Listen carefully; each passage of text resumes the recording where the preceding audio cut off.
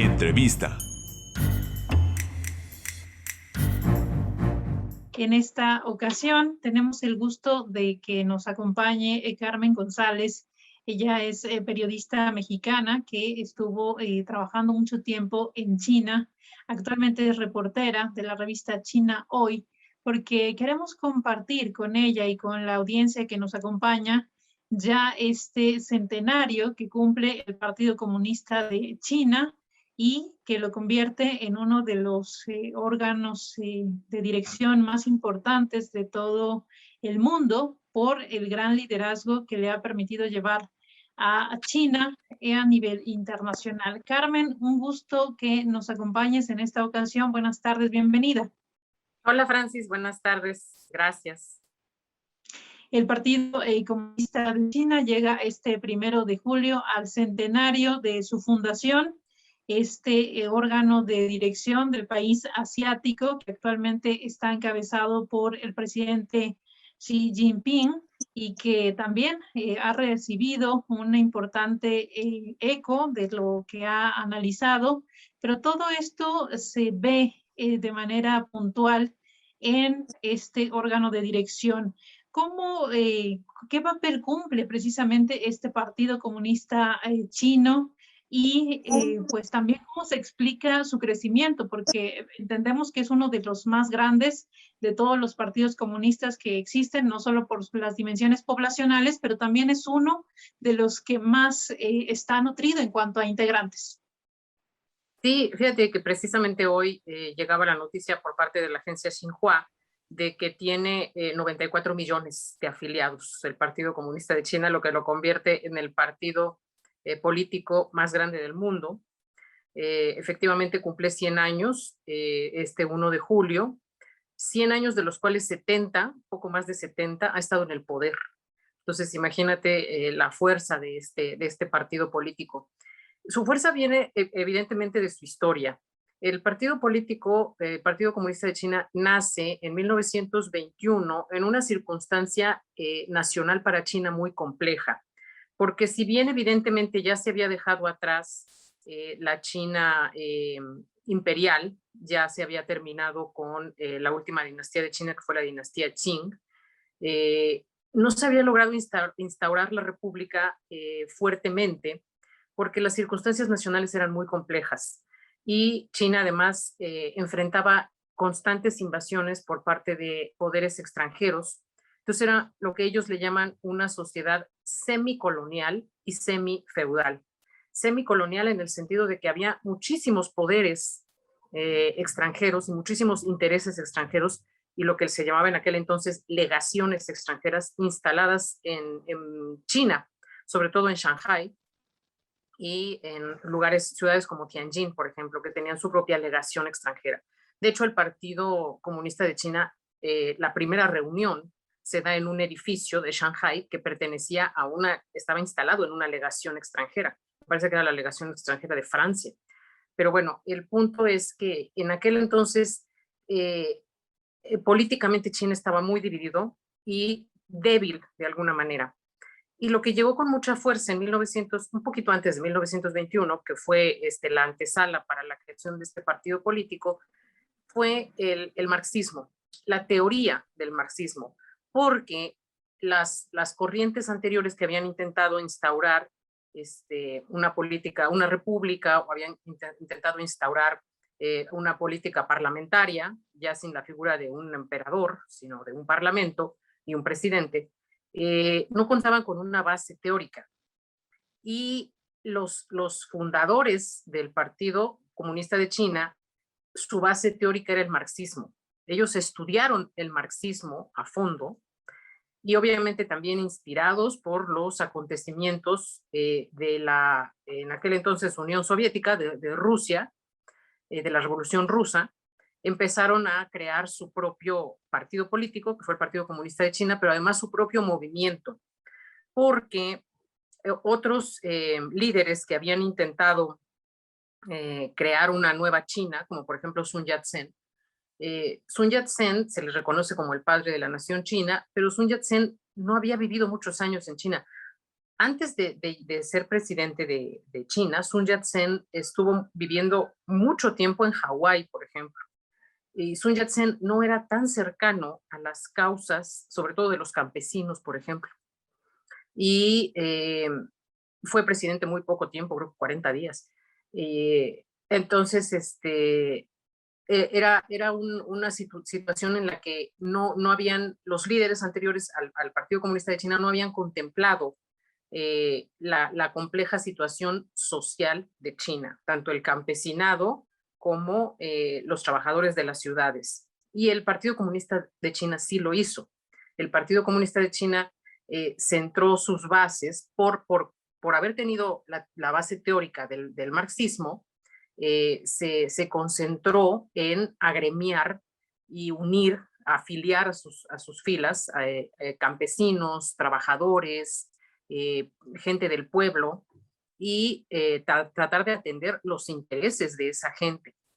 Y una cosa muy importante, básica del Partido Comunista de China, el respaldo de su propio ejército, que ahora lo conocemos como el Ejército Popular de Liberación, pero es el que en aquel entonces se le conoció como el Ejército Rojo, pero el partido contaba con su propia fuerza militar. Ellos incluso crearon su propia academia militar. El primer director de esa academia militar fue Zhou Enlai, y Zhou Enlai fue vicepresidente de China cuando triunfó la República Popular China en 1949. Mao Zedong quedó de presidente, Zhou Enlai de vicepresidente, y Zhou Enlai fue vicepresidente hasta su muerte. Y Zhou Enlai lo tenía muy claro. Muchos años después, en una visita de Salvador Allende, el presidente chileno, cuando llegó a ser presidente de Chile, hizo una visita a China, y Zhou Enlai le dijo, si su partido o su movimiento no tiene un respaldo militar, aguas, porque puede haber ahí un golpe de Estado. ¿Y qué fue lo que pasó en Chile? ¿No? El golpe militar. Pero el Partido Comunista nunca le pasó eso, ni le va a pasar, porque el Partido Comunista tiene su propio ejército y lo entendieron desde el principio. Y el ejército rojo en sus orígenes era un ejército de campesinos, o sea, para ellos también fue muy difícil. Con ese ejército rojo crearon, impulsaron este movimiento histórico famosísimo que se llama la Gran Marcha, porque todo este movimiento revolucionario se gestó en el sur, en el sureste de China, digamos, pero para moverse tanto al oeste como hacia el norte, atravesaron a pie, literalmente, el país, un país enorme, en una campaña militar que duró años, que les costó miles de vidas, pero que en cada país, en cada poblado al que llegaban tenían el apoyo y el respaldo de la gente y de los campesinos. Esto lo hicieron porque en ese momento, aunque en un principio hubo una alianza entre el Partido Comunista de China y el Kuomintang, cuando todavía estaba a la cabeza Sun Yat-sen, cuando Sun Yat-sen muere, se queda a la cabeza del Kuomintang Chiang Kai-shek, y Chiang Kai-shek no pactaba con los comunistas. Entonces ahí ya se empezó a dar esta pugna entre el ejército nacionalista, el ejército del Kuomintang, y el ejército rojo, el creado por el Partido Comunista de China, que como todos sabemos, tras muchos años concluye en la formación de la República Popular China, pero esa es una de las claves de su éxito, contar con su propio ejército y descartar cualquier tipo de traición o de golpe de Estado por el lado de lo militar. Hasta la fecha, el Partido Comunista de China cuenta con una popularidad y una aprobación que rebasa el 90% entre la población de China. Los chinos verdaderamente sienten un liderazgo adecuado bajo el Partido Comunista de China. Y además los diferentes líderes, los diferentes presidentes que ha habido, que el presidente de China siempre es además el secretario general del partido. En este caso ahorita es Xi Jinping, ¿no? Es presidente de China, pero también es secretario general del Partido Comunista de China. Se han encargado de promover que la gente perciba como líder al partido, no tanto al individuo, ¿no? Eso también tiene mucho que ver con una corrección histórica que impulsaron en 1981 para reconocer los errores históricos. Y ahí fue muy, muy curioso porque los errores históricos se los reconocieron a los individuos, pero no al partido. Entonces, es una manera como de separar el partido de los individuos. ¿Sí me explico?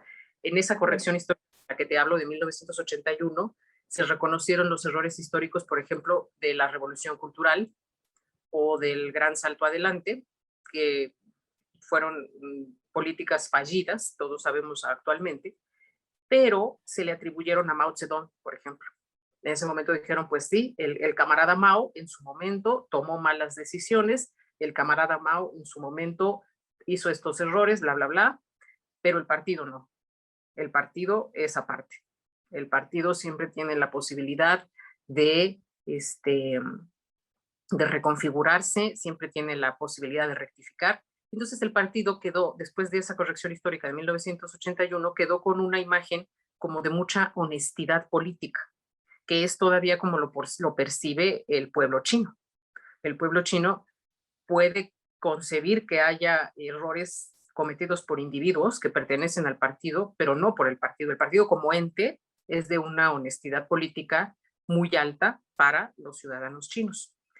E incluso, por ejemplo, está esta cuestión reciente de la lucha contra la corrupción. Eso empezó desde el presidente anterior a Xi Jinping, que ahorita se me va su nombre, pero ellos empezaron ya como a limpiar la corrupción al interior de las filas del partido y del gobierno. Y entonces eso también hace que la percepción del pueblo chino hacia el partido sea muy buena, porque ven los esfuerzos.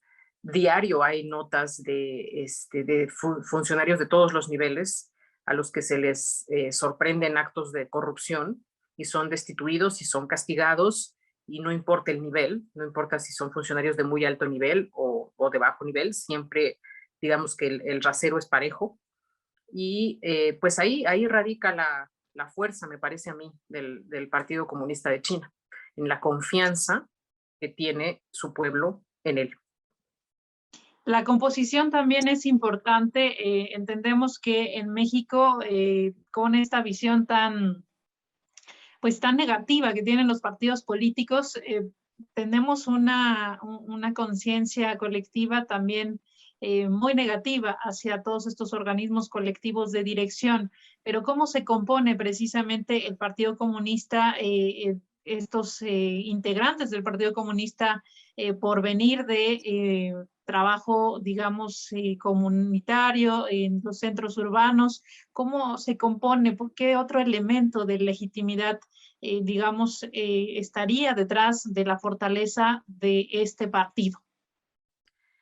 El otro elemento de legitimidad es, como bien dices, la composición, pero además la presencia de otros partidos políticos en China. Hay más partidos políticos en China. Entonces, los chinos no lo perciben como una imposición. O sea, no perciben como que es el único y quiere acabar con los demás. No. Hay dos órganos de gobierno que son los más importantes de China. Uno es la Asamblea Popular Nacional y otro es la Conferencia Consultiva Política del Pueblo Chino. Todos los partidos políticos que existen en China están representados a través de la Conferencia Consultiva Política del Pueblo Chino.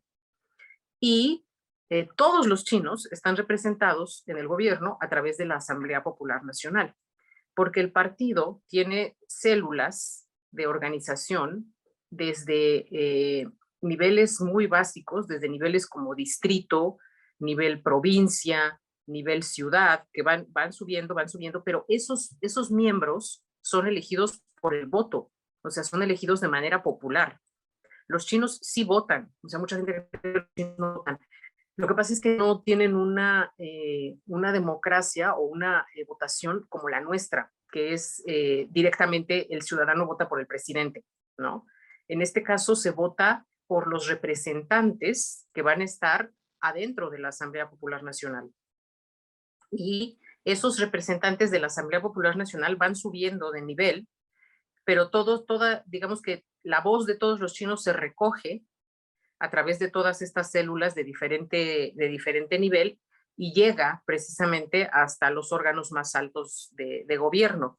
Pero por esa composición de que todos están representados en la Asamblea Popular Nacional, los chinos sienten que están realmente representados, porque sí votan. Ellos votan por sus líderes de sus células, digamos, más cercanas, que podrían ser como a nivel distrito o a nivel ciudad, a nivel provincia, y estos líderes que ellos eligen van directamente a la Asamblea Popular Nacional y llevan sus propuestas y sus necesidades de esos sectores del pueblo, las presentan en la Asamblea Popular Nacional. Y por el otro lado está la Conferencia Consultiva Política del Pueblo Chino, como su nombre lo indica, es un órgano de asesoramiento, consultiva. Ellos dan asesorías, digamos, ellos sugieren cómo implementar las políticas y ahí están representados miembros de otros partidos. Entonces, al interior de China no se percibe como un partido, el Partido Comunista de China no se percibe como un partido que impone, sino que es un partido que recoge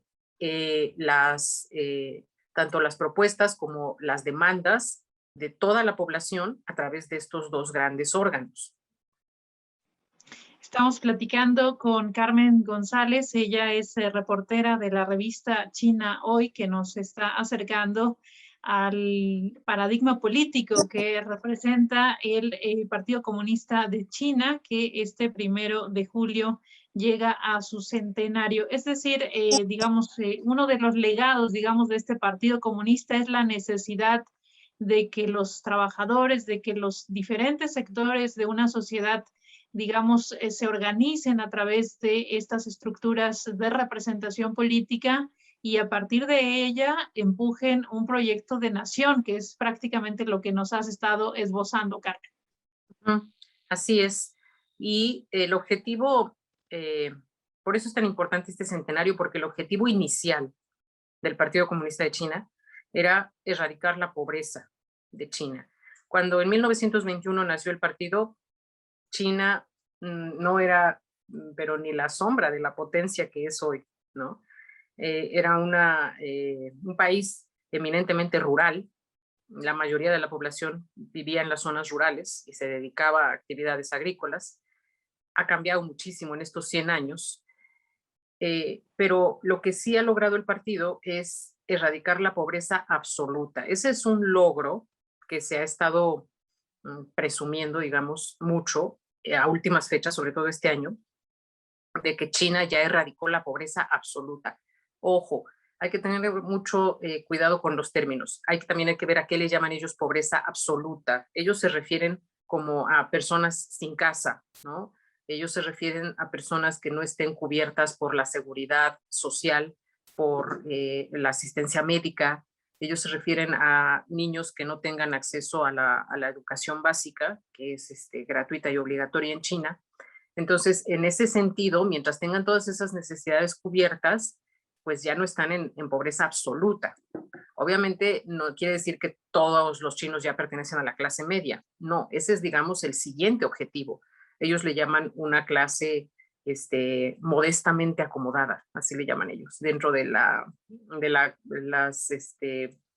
los términos que manejan en este socialismo con características chinas, que también le llaman ellos así. Entonces, resulta muy interesante que en estos 100 años, en este centenario del partido, ellos enarbolen y como que presuman por todo lo alto el cumplimiento de esta meta, que era la meta primigenia, ¿no? Erradicar la pobreza absoluta de China, que dicen ellos que ya se logró este año.